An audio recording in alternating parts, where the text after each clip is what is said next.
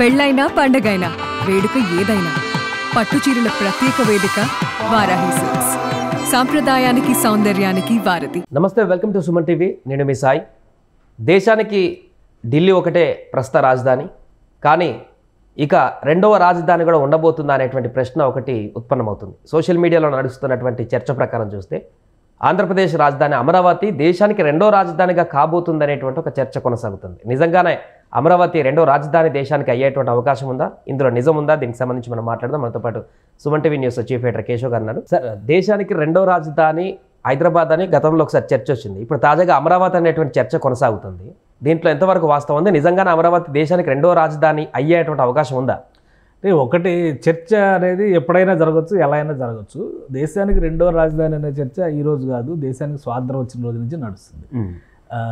India Pakistan partition of India అని చెప్పిన ఒక బుక్ రాసినప్పుడు డాక్టర్ బిఆర్ అంబేద్కర్ గారు ఈ ప్రస్తావనే చేశారు. ఆయన దేశానికి అన్ని విధాలుగా కూడా, ఎందుకంటే అఖండ భారత్ అనేటువంటి కాన్సెప్ట్ నుంచి మనం స్వతంత్ర భారతం ఆవిర్భవించేటువంటి క్రమంలో దేశానికి మధ్యలో అన్నిటికీ యాక్సెసిబిలిటీ ఉండేటువంటి ఒక నగరాన్ని రెండవ రాజధానిగా అనౌన్స్ చేస్తే ఎక్కువ ప్రయోజనం ఉంటుంది. ఆ విషయంలో హైదరాబాద్ సంస్థానం అప్పుడు విలీనం అయింది.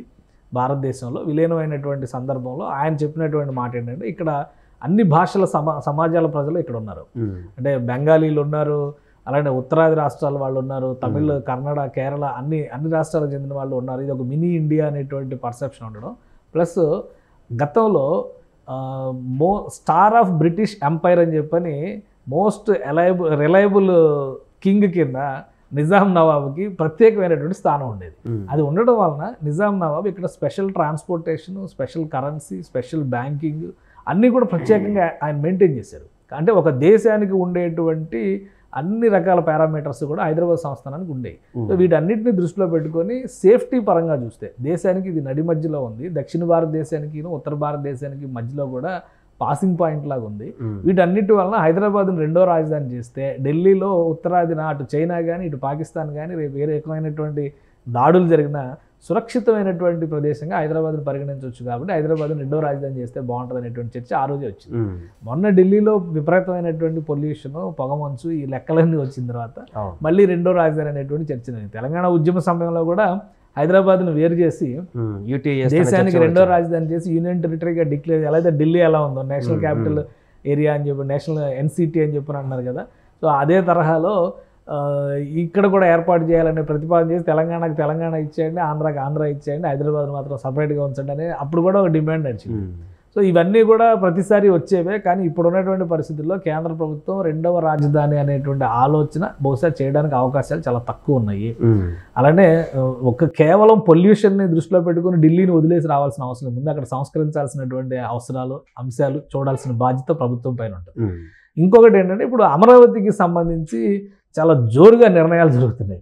ఒకటి కాదు, రెండు కాదు, కేంద్ర ప్రభుత్వం ఫటాఫట్ ఇచ్చేస్తుంది, వరాలు ఇచ్చేస్తుంది, కురిపించేస్తుంది అని. అంటే ఇవన్నీ ఎప్పుడూ 5 ఏళ్ల క్రితం జరగాల్సినవి, అప్పట్లో జరగలేదు.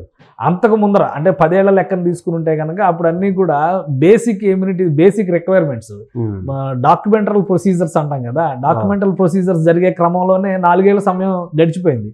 నిర్మాణాలు మొదలయ్యే టైంకి ఎలక్షన్స్లో అప్పుడు ప్రభుత్వం ఓడిపోయింది, ప్రాధాన్యాలు మారిపోయినాయి. జగన్మోహన్ రెడ్డి వచ్చి 3 రాజధానులు అనేటువంటి ప్రస్తావన తీసుకొచ్చాడు. ఏ రాజధాని లేకుండా పోయింది ఆంధ్రప్రదేశ్కి. ఇప్పుడు ఇక్కడ నడుస్తున్నటువంటి స్పీడ్ని చూసి అమరావతికి తీసుకొచ్చి పెడతారు అనేది అది అంత అంటే జియోగ్రాఫికల్గా చూస్తే అనుసరణీయమైనటువంటి నిర్ణయం కాకపోవచ్చు.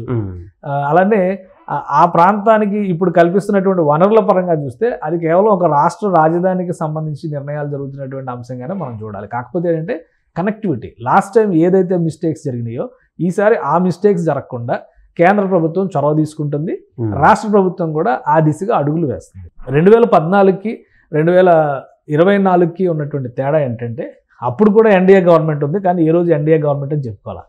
ఈ రోజు ఎన్డీఏ గవర్నమెంట్ అని క్లెయిమ్ చేస్తున్నారు. తెలుగుదేశం పార్టీ క్లెయిమ్ చేస్తుంది, బీజేపీ క్లెయిమ్ చేస్తుంది, జనసేన క్లెయిమ్ చేస్తుంది.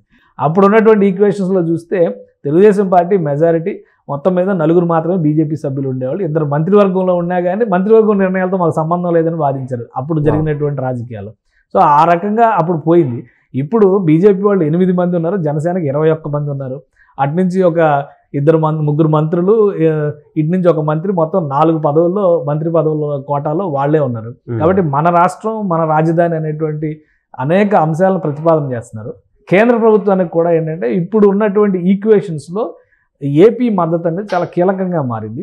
అసలు ఏపీలో కనుక ఎన్డీఏ అనేది ఫామ్ అవ్వకపోతే కేంద్రంలో ప్రభుత్వం అయ్యేటువంటి పరిస్థితి ఉండేది కాదు. ఈ అన్నింటినీ దృష్టిలో పెట్టుకొని గతంలో ఇచ్చిన హామీలని అమలు చేసేందుకు నరేంద్ర మోడీ ఆధ్వర్యంలో ప్రభుత్వం ఒక్కొక్కటిగా వాటిని అమలు చేస్తున్నారు.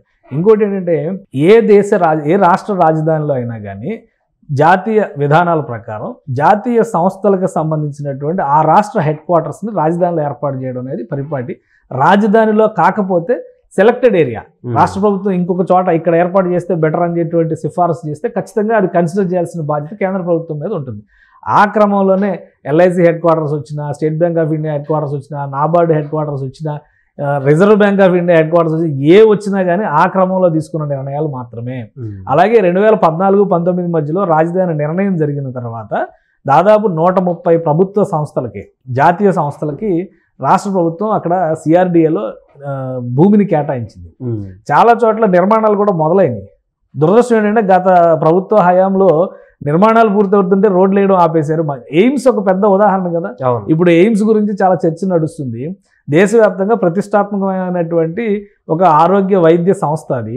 అక్కడ ఒక కమ్యూనిటీ నిర్మించారు, ఒక సిటీ లాంటిది అనమాట. ఒక చిన్న కమ్యూనిటీ నిర్మాణం జరిగింది. కొన్ని 100 ఎకరాల్లో మెడికల్ కాలేజీలు, నర్సింగ్ కాలేజీలు, అక్కడ ఉన్న హాస్టల్ భవనాలు, ప్లస్ లైబ్రరీ భవనాలు, ల్యాబ్లు, ప్లస్ అవుట్ పేషెంట్స్కి సంబంధించి, ఇన్ పేషెంట్స్కి సంబంధించి దాదాపు 1000 పడకల ఆసుపత్రి. ఇంత నిర్మాణం జరిగితే నీళ్ళు ఇవ్వలేదు గత ప్రభుత్వం.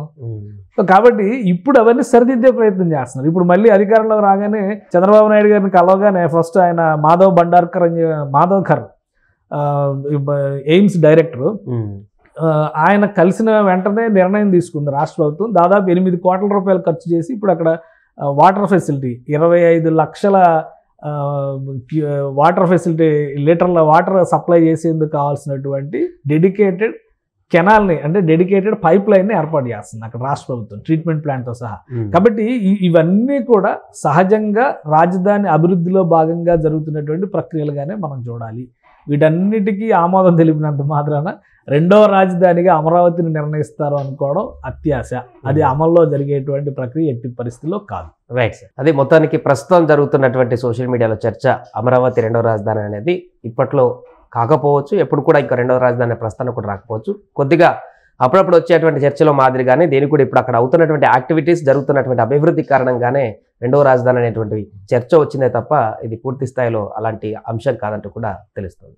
సుమన్ టీవీలో మీ పర్సనల్ అండ్ బిజినెస్ ప్రమోషన్స్ కోసం కింది నెంబర్కి కాంటాక్ట్ చేయండి.